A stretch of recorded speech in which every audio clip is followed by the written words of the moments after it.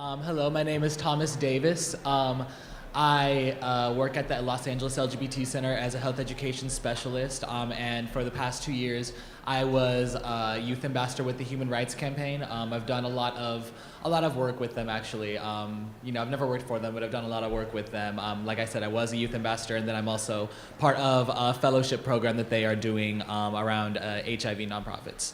So. Yeah, I'm supposed to talk to you all about the state of LGBT youth in 7 minutes somehow. Leading up to this, I had, my speech ready. I had all this stuff prepared. And then last week happened. And, I really found myself really kind of lost for words and not really sure what to say to people in my community or to say to people that, I worked with. It was a really rough week for, me and my peers that work in this field and that really are starting to do a lot of the groundwork in terms of not just, when it comes to HIV and AIDS, but even just in the LGBT movement in general. It was really hard, but, one thing that, I guess I was really happy about was, after, regardless of how angry and hopeless and everything we all felt, I was able to at least be in a place where, there were other youth that were going through the same thing. We all were kind of in the same boat. We were able to, kind of mourn a little bit and, kind of figure out, what the heck this means. Because we all are terrified. I'm not even gonna, and we all know that. So I guess one of the things that I was able to pull from it, though, at the end of the day, I was like, this really gives a lot of value to a lot of the work that me and some of the other ambassadors and, some of the other programs are doing. It gives it a whole lot more value now, actually, which, is a little annoying to look at it that way, of course. But, as I was talking to, a lot of my other cohorts and everything, there were very few people that were, that were just ready to just roll over and take it. All of us were trying to figure out, all right, well, what is it that we can do? We can do this moving forward. We can do this. We can try to strategize this way. We can reach out to allies like this. We can make sure that, we're all sticking together and creating safe spaces and all that stuff. So, right away I saw that, all the youth that I was around, we as devastated as we are ready to fight. We're really ready to not have things go backwards, So I guess I'm going to talk a little bit about, what it is that, what my experience just with HRC has been. I know it can be a little, bit of a touchy subject because a lot of people, will feel certain ways about different organizations, and I can't change that, but I can just speak from my experience. And when I was growing up, I grew up in a real small town in Colorado called Estes Park, and it was extremely conservative. I was like the only black kid, the only gay kid. Some of you have heard this before. So I grew up not really thinking that anybody was ever on my side. No one was ever on my side. It was just me fighting for myself. But I remember one time when I was online, I'd get online and I'd go on the internet and I'd look up gay stuff and I'd delete the browser so no one could tell. And I remember when I first came across, HRC's logo and I saw the equality sign and I was like, what's this? The Human Rights Campaign? I was like, okay. I mean, I figured that it had to do, with probably everybody in the world or whatever. And when I looked at it, I was like, oh, they're doing stuff for people like me. And when I was in middle school, this early 2000s, this was something that was so foreign to me. Like, I didn't think that anybody really cared about us. And I can't speak to what the organization was doing then. I wasn't sure, but all I knew was that they were a beacon of hope for me. Regardless of the nonprofit politics that we get into, I knew that there was somebody out there that was fighting for me and that cared about my life. As I went through, my journey, and I went through college, and I ended up being diagnosed HIV positive and wanted to start doing a lot of activism with it.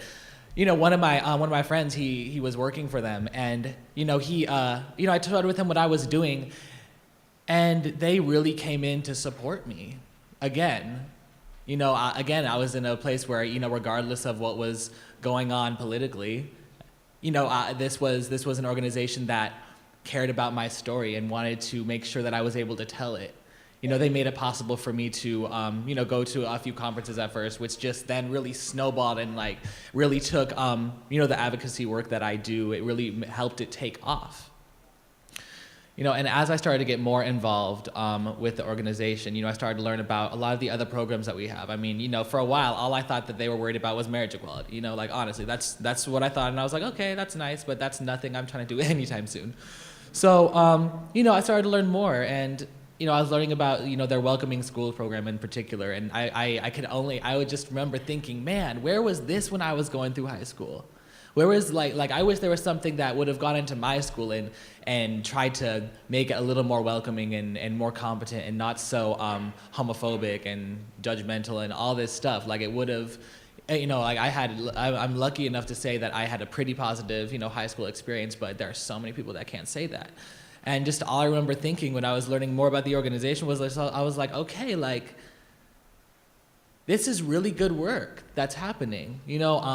I won't try to, make everybody try to, sell them and make everybody love them. But, I definitely, from my experience, whenever I have done anything with them, it's been something that's been validated. I've been able to feel like my life has value. That's what I'm trying to say. When I started getting involved with the youth ambassador program there, I was part of my term actually just came to an end this past month, so that we had a term for about 2 years, and I was part of the first group that they ever did, and at first we were just kind of getting together and we weren't really sure what we were doing. We just knew that we had a bunch of us together that had all these different stories from all these different walks of life, and that we wanted to tell them, and we had something to say. And each of us were really given a platform to share our stories at different conferences or events, or just there were always opportunities for us to share our story. And at first I wasn't really sure what that was gonna do. I was like, okay, so I can go out there and I can tell my story, but what is that really gonna do? Like I wasn't really sure at first. And I remember the first time that I really got to get up in front of people and speak about my experience into what happened, what's happened to me. And I got to see how that affected people. I didn't think that my story was that special. I really didn't. And when I was finally given a platform to tell it, I just realized how valuable that was, and that there were people that had never heard about my experience, and just hearing about it made them curious, made them want to learn more.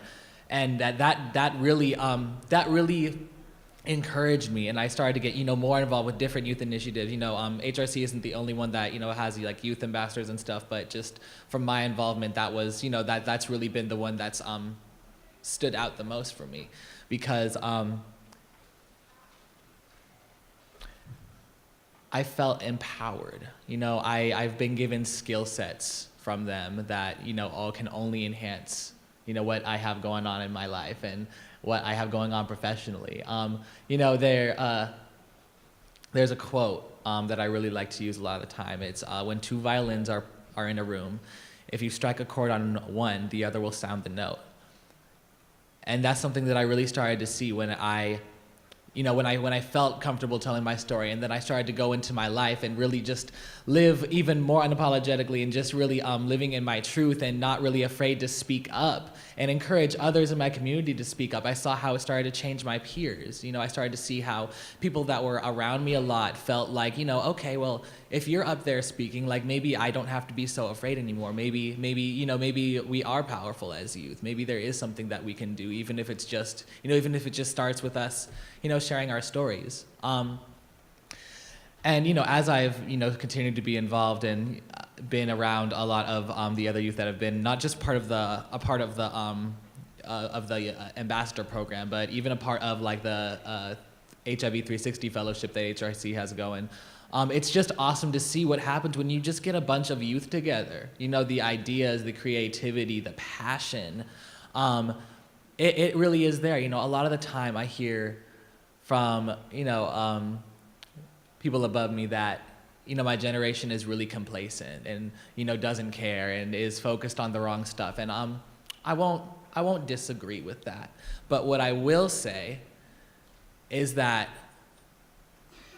when people have looked past that and met us where we are and talked to us about their experiences and share their stories and tell us, one of the reasons, and share their stories of, not just the HIV epidemic, but even the LGBT movement and how powerful we were and what people really did to demand equality, that it wasn't something that was just given to us. People were tying themselves to doors. People were marching on Washington, throwing the ashes of their loved ones on the lawn when they didn't feel heard. Like, there were all these things that happened that, quite honestly, we don't hear about.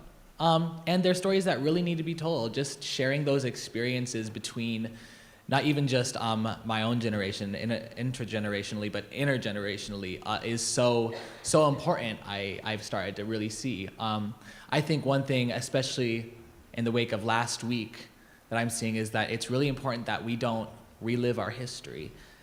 And the only way that we do that is by sharing it. It's by talking to each other.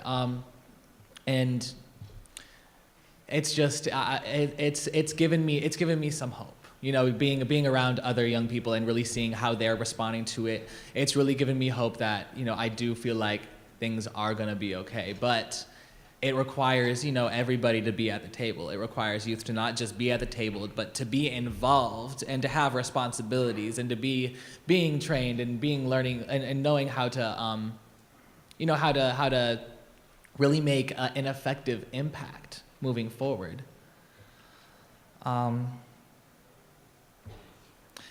I guess I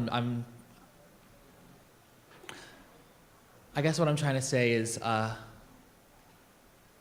what's made me, I guess, what I feel is a strong individual and somebody that can easily tell his story and that isn't afraid to stand up, is that I had people that believed in me and gave me opportunities. A lot of opportunities. I'm very lucky to have been given a lot of the opportunities that I have, and a lot of the time it's by sheer dumb luck, like, for real. Like, seriously.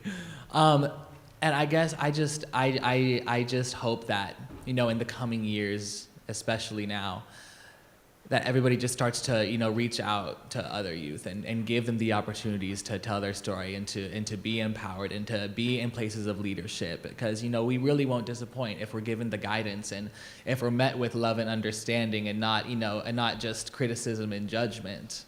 We really will blossom. I'm just gonna close with a quote. I'm just keeping this real simple and short. And this is a quote from Daisaku Ikeda. He is president of the Soka Gakkai International, which is a lay Buddhist organization.